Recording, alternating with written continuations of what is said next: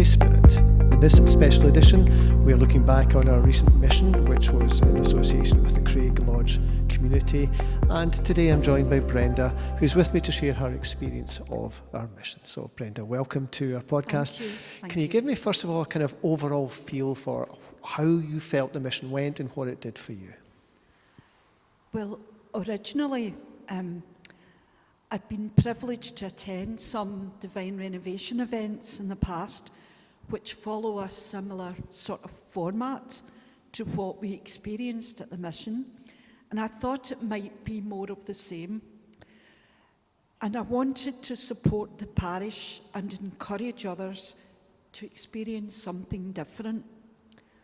It was actually a much more intimate experience, if that's the word, than what I had experienced before.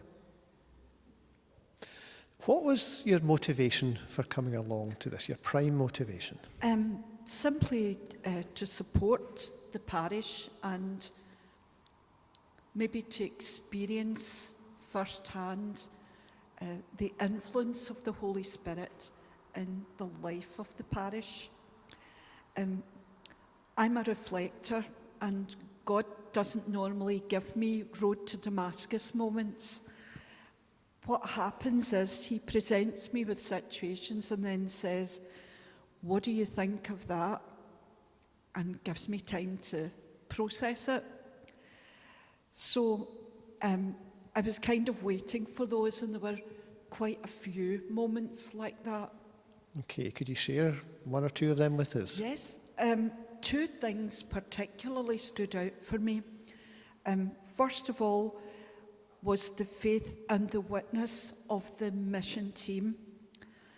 I was privileged to host two young women from the team, and they were exemplary guests. We ate and we laughed and we prayed together. It was a marvellous experience. But also seeing people from the parish who've never engaged in this kind of event before and had the courage just to come was heartwarming. Seeing people come back night after night and hearing how their lives, their faith in Jesus has changed is wonderful, and I'm still hearing that testimony from people.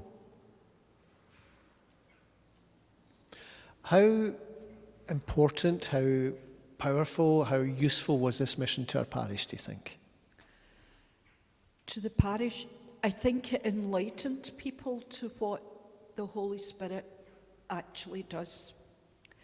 It certainly changed one aspect of my ministry, because the overriding message from the mission team was, don't focus too much on what you think doesn't work in your parish, because we see a parish which is alive and growing, and rejoice in that, and the Holy Spirit will develop that.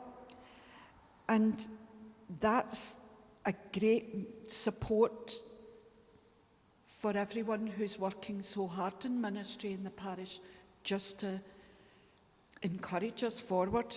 I think I was prayed for on the second evening, and I prayed for healing for my son, and things are much better there. So overall, I think it was a positive experience for other people to see folk coming forward to be prayed over, for Father David to be prayed over.